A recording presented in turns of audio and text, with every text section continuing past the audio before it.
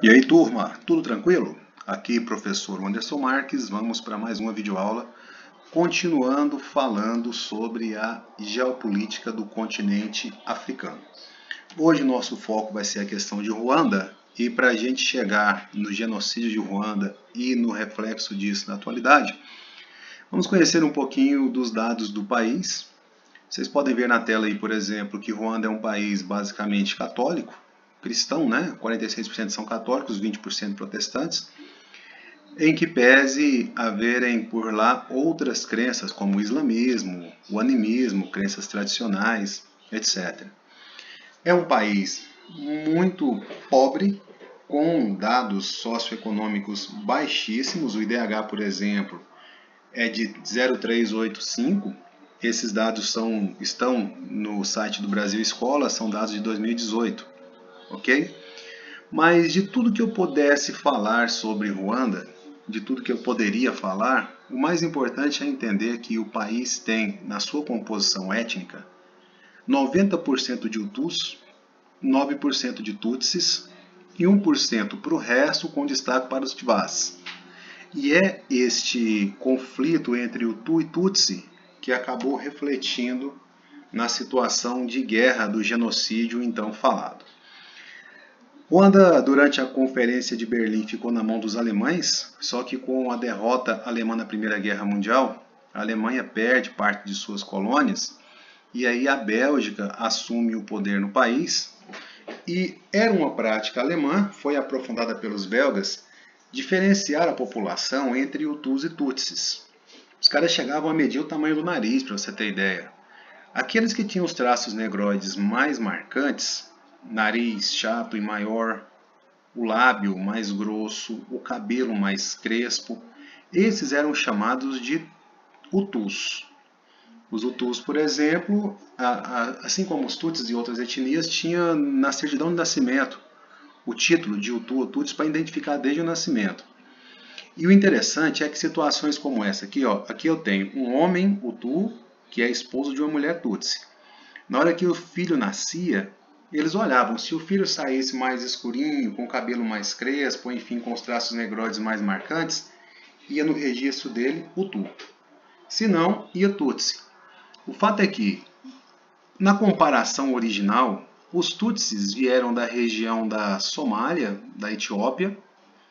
Eles geralmente têm estatura maior do que os Hutus, têm a pele menos escura que os Hutus e os traços mais finos, embora também sejam negros. Os Hutus têm os traços mais grossos, são um pouquinho mais baixos e têm o cabelo mais crespo. Ok? Os Tivás são menorzinhos ainda. O fato é que, quando estabeleceu-se essa diferenciação, desde os alemães passando pelos belgas, os Tutsis, dentro de uma lógica de darwinismo social, eles foram escolhidos para serem aqueles que iam auxiliar os europeus na administração. Então, os melhores cargos, aqueles mais bem remunerados, eles estavam mais próximos dos europeus, em detrimento da imensa maioria dos Hutus. Esses Tutsis, então, formaram uma certa elite dentro de Ruanda. E os Hutus, eles não gostavam muito da ideia porque nem consideravam os Tutsis nativos, uma vez que eles vieram do chifre da África. O movimento de descolonização acompanhou o movimento geral pós-Segunda Guerra Mundial, onde intensificou-se a luta contra os europeus e contra os parceiros europeus que existiam nos países africanos. Em Ruanda, existiam líderes Tutsis que estiveram sempre aliados com os europeus, e esses líderes Tutsis passaram a ser perseguidos, e em 59 o último deles caiu e fugiu. E aí houve um plebiscito 3 anos depois, e nesse plebiscito ficou aprovado que Ruanda seria então um país regido por um governante eleito democraticamente. Como os Hutus eram maioria no poder, lógico, os Hutus elegeram um representante Hutu. Os Tutsis, como perdem o poder, eles começam a sofrer um pouco desse revanchismo por conta da revolta histórica criada com os Hutus. E aí, muito Tutsi fugiu. E fugiu para o país vizinho, como Uganda, como outros países que existiam por ali também, mas Uganda em destaque. Continuando aí. Chega no poder na década de 70 um cara chamado Juvenal Habyarimana. Este cara da imagem aí. Esse era um Hutu que, por meio de um golpe militar, esse cara era militar, ele assume o poder e aprofunda a perseguição aos Tutsis. Em 78, uma nova constituição chama novas eleições e aí ele se candidata e é eleito, não mais como ditador, enfim, como um candidato, como qualquer um outro, mas ele já fez na certeza de que iria ganhar, uma vez que a sua etnia era a dominante e ele representava essa coisa do poder, o tu, enfim. O fato é que veio uma grande crise econômica na sequência, o governo ficou enfraquecido e isso estimulou revoltas ou tutsis muitas das vezes alinhados com tutsis que estavam em Uganda, em Burundi, enfim. E aí começou um movimento para tirar esse cara do poder.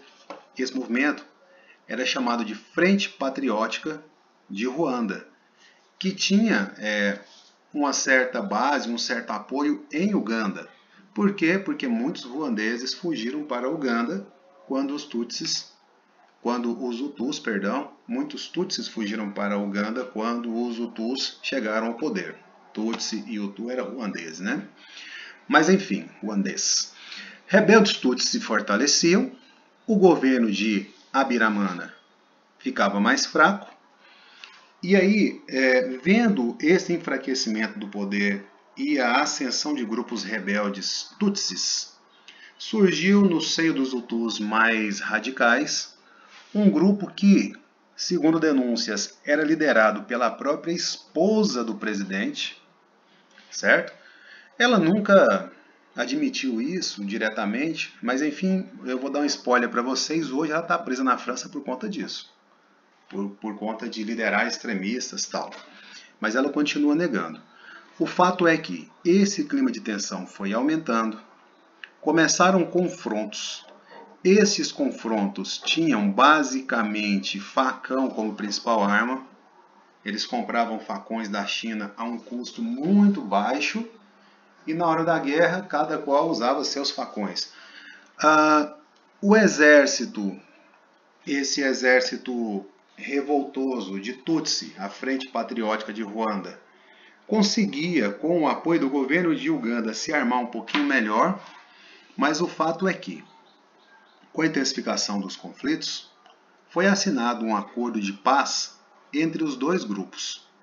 Entre o grupo que apoiava o presidente, na presença do presidente, e o grupo dos rebeldes Tutsis, na figura da Frente Patriótica Ruandesa. E aí, a partir daí, parecia que os ânimos iam ficar mais aflorados, mais calmos.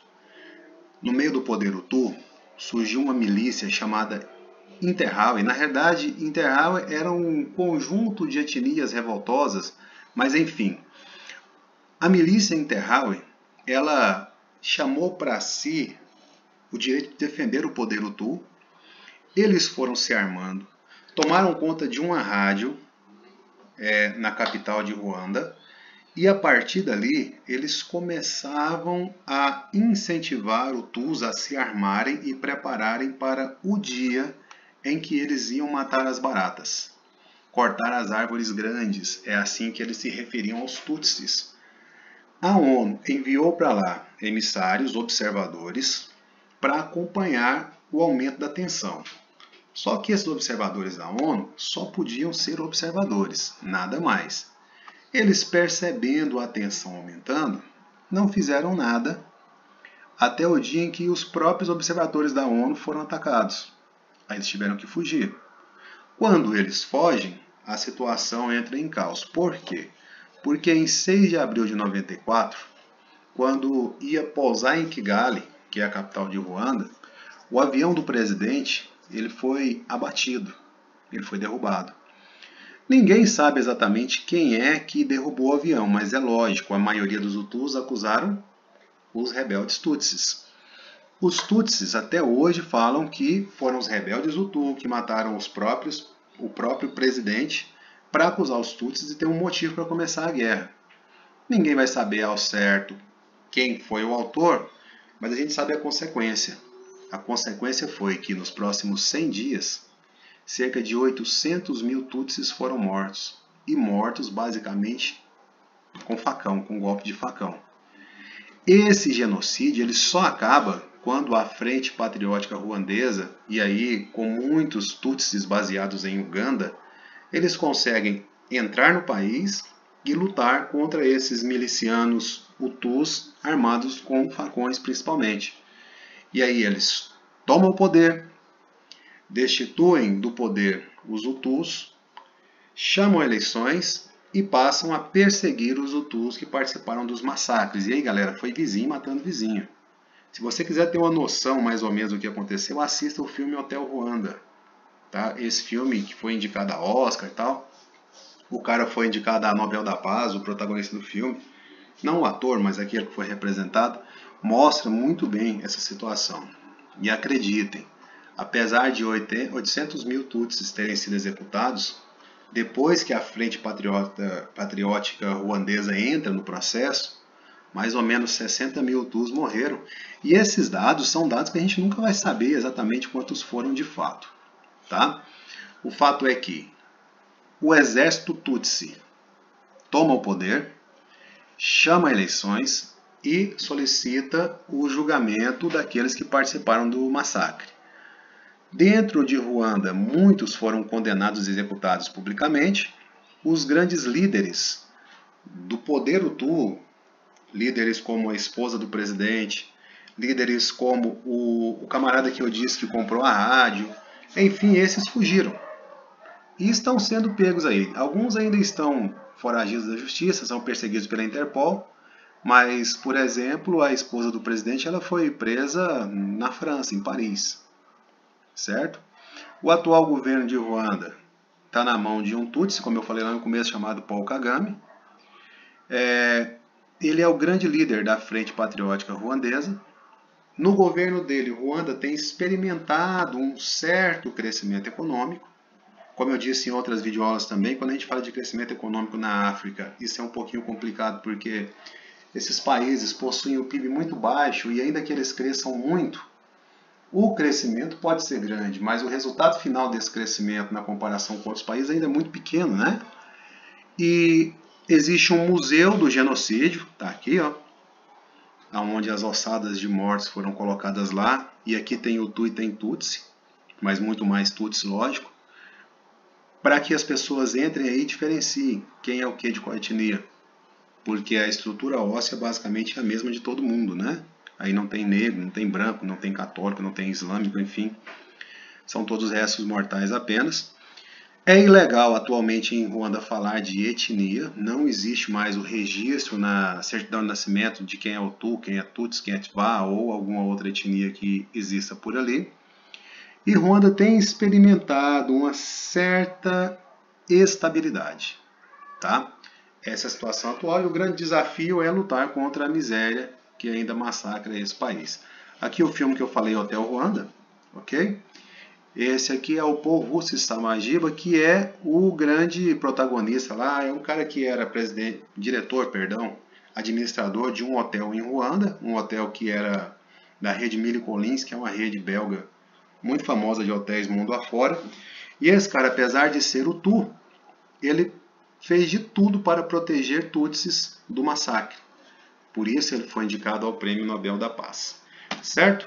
Então a situação de Ruanda é essa, o genocídio está contado aí. Até a próxima videoaula então. Um grande abraço a todo mundo.